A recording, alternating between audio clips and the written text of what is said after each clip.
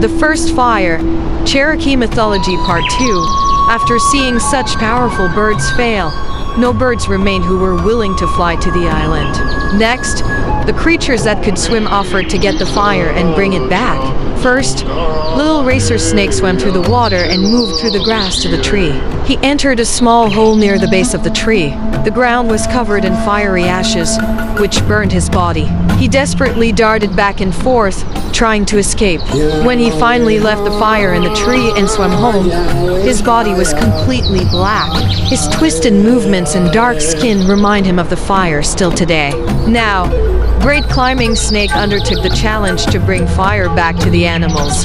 He believed that his climbing ability would make him more capable than the other animals who had failed.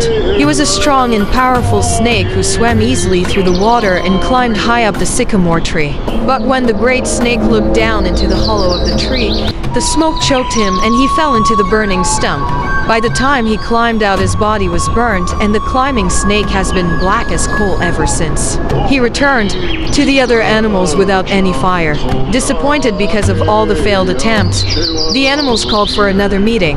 While the world remained cold and the fire still burned brightly on the island, everyone was too afraid to attempt and get the fire. Finally, Tiny Water Spider piped up and said she would go. The animals wondered among themselves how she would be able to help them. She was not as big or strong as the other animals that had already tried and failed. How would she bring back the fire? All of the animals wanted to know. Water Spider was very wise and knew that she must prepare and plan how she would bring the fire back. She spun a thread from her body and patiently wove it into a little bowl that she then attached to her back. Unlike the bigger or stronger animals, she had a unique skill. She could run across the top of the water or dive to the very bottom. She easily made it to the island. There, she crossed the grass to the sycamore tree. She carefully climbed the tree, then she reached up and put one little piece of coal into her bowl. Once it was secured, she walked on top of the water back to the other animals. That is the story of how fire came to the world, and how the water spider got the little red bowl she still wears proudly on her back to this day.